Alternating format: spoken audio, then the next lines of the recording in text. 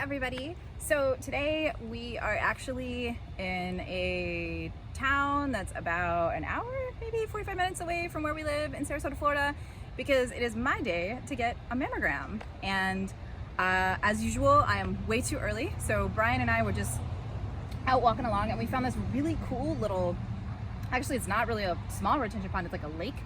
And we were just walking along and looking at all the plant life. And my friend Abby asked me to do some videos where I introduce some of the plants that you might just see kind of in the wild in Florida. And this is actually a really great spot because there are a lot of plants here that you might just see pretty much anywhere in the state because this area is overgrown with exotic invasives. So I thought that you might want to meet some of them. So I'm going to start off with this beauty that's right behind me right here.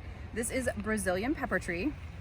And it is in the same family as poison ivy. It's an Anacardiaceae, but I don't have a reaction to it, so I am touching it.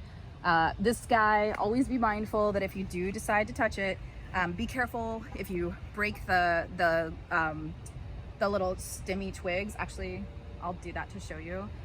It does often have, oh, it's super wet. See how moist and wet that is? So that sap, thank you, lovely. I appreciate that. And you can, oh, it's like super juicy. So that sap can cause problems for people if you are super duper allergic to poison ivy or poison oak. So be a little mindful of this guy. How do I know it's Brazilian pepper? Well, thank you.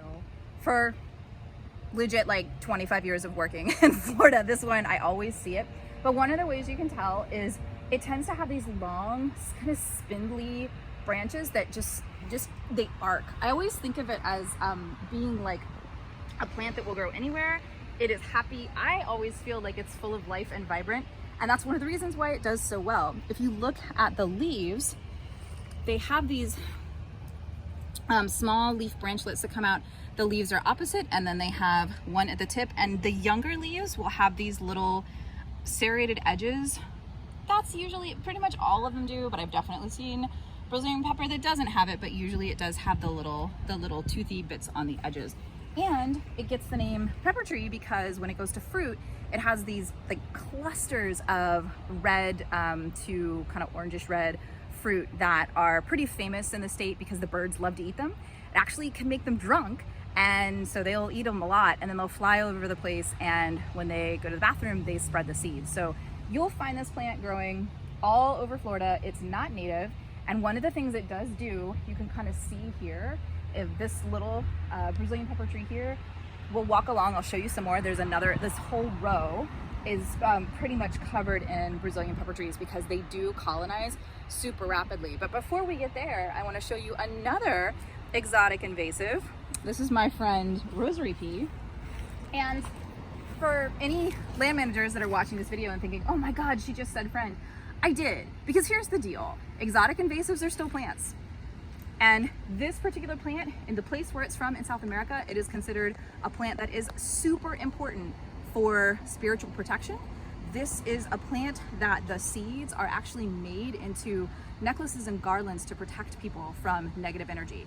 You don't have to believe in that, but it is important to respect that even though here in Florida, we may not want this plant, elsewhere in the world, it is revered and honored and cherished. So definitely having exotic invasives in Florida is not a great thing. You can see this is what Rosary P does. It grows very, very quick. It is a vine.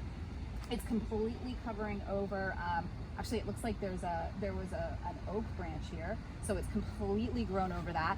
And unfortunately, when this beauty goes to seed, it is going to put out seed pods that are about the size of my fist, and each seed pod can have anywhere from 20 to 50 little like the little seeds in it. And I just saw some on the ground a minute ago. I'll show you what they look like because where it gets its name from.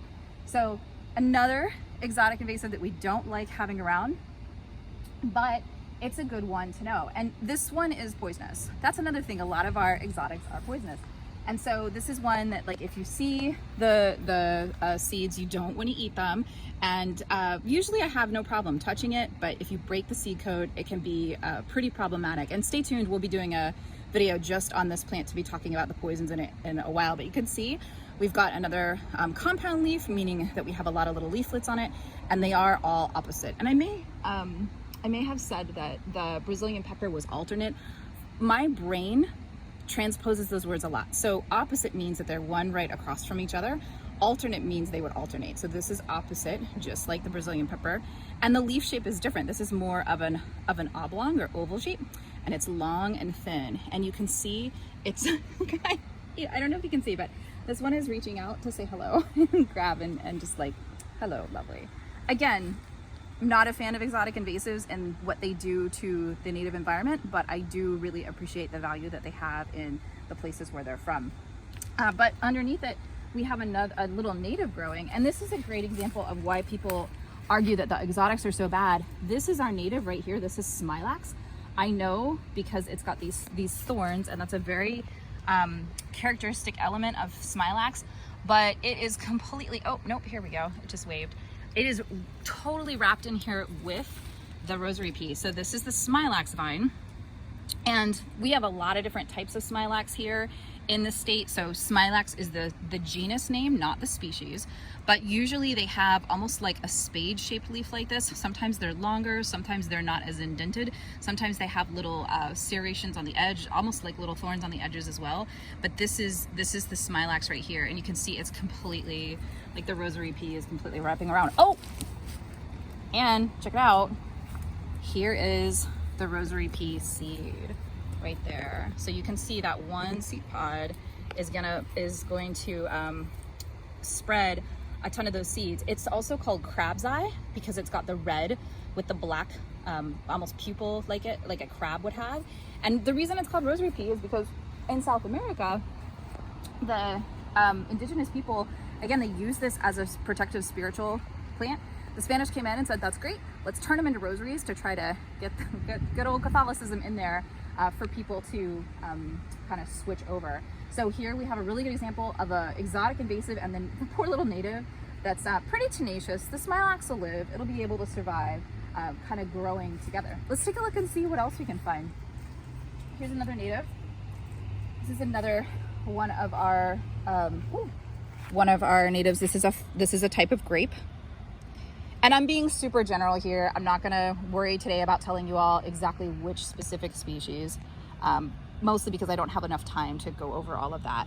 But if you're wondering, okay, Misha, well then how do you even know that that's a grape? And what I'm going on here, almost like 90% of the time, if there's no flowers, is the shape of the leaves. So our grape leaves in Florida have heart-shaped leaves, or at least the ones you'll find most commonly, and they have again, the spiky pokey edges. So there's different scientific names for all of these shapes, but in order to identify a plant, it really doesn't matter if you know whether that edge is serrated or complete or smooth. You just need to be able to identify whether or not, you don't necessarily need to know the hyper-specific terminology for botany to identify. You can just understand that it has those differences between being smooth, like the Rosary P leaflet edges, or toothy, like this guy. Oh, we have a storm coming in. Awesome. And as I looked down, I found another exotic invasive. So this, I haven't even gone like 10 feet. There are natives here for sure, but really we can't even really get to them because we've got Brazilian pepper and guinea grass and Rosary P, and right behind the Brazilian pepper we actually have Caesar weed popping up. I'm gonna go ahead and pull one. So this is Caesar weed, and if you look, the leaf looks almost like a shield, right? So like Caesar would carry, or some people would say like the laurel leaves that he was often represented as having in his on his head. Caesar weed is in the mallow family, so it's in the same family as hibiscuses and the marshmallow plant, but this is another exotic invasive. So it's one that we don't really like to see because it does tend to come in and colonize places really, really quickly. And Caesar weed in particular, I don't have any here that have gone to seed, but they put out these little teeny tiny burrs that stick to everything. They get everywhere and they're really, really hard to get out, especially if you have long hair like me. So this is another exotic invasive. So we have Caesar weed, Brazilian pepper, guinea grass, Rosary P, all right here. And I'll go ahead and cut this short because the storm is coming in, but I just want to say again that if you have these plants in your home, one of the things you can do to really help out with the landscape is remove them. So if you see these guys popping up in your backyard If you can, take them out because that prevents them from going to seed to spread further. If you're ever in a natural area, sometimes like preserves and parks, sometimes they have volunteer work days. Where I used to work at Manatee County Parks and Natural Resources, we had volunteer exotic plant removals all the time, and it was always wonderful whenever people would come up and help get them out of the habitat. Again, I'm not going to spread the gospel of exotic plants are bad, let's kill them, because actually all of these plants have medicinal uses. All of them have really important uses where they come from, and it's important for us to understand that so that we don't start being afraid of the plant kingdom. But it is important to understand as well that the right plant is important for the right place. And here on this beautiful like lakeside edge, these are not the plants that I would be expecting to find. I would be wanting to find a lot more Florida natives. I'd want to find the smilax. I'd want to find some of our native ferns. I'd want to find a lot of the different plants that we would normally have here that, you know, like the grapevine. We've got some water oaks growing back there. There are some beautiful pine trees. Whatever we would normally find, maybe some buttonbush would be really cool. We have even some things that like elderberry we might find growing by the water's edge, but here, because we've got all of these exotic invasives, we're not gonna find them. So again, right place for the right plant, and bringing the natives in so that the exotics don't completely take over like this, and we can have some of our natives living there as well. So I'll see you next time. I hope you enjoyed this unexpected crash course in exotic Florida plants, and we'll see you on the next trip.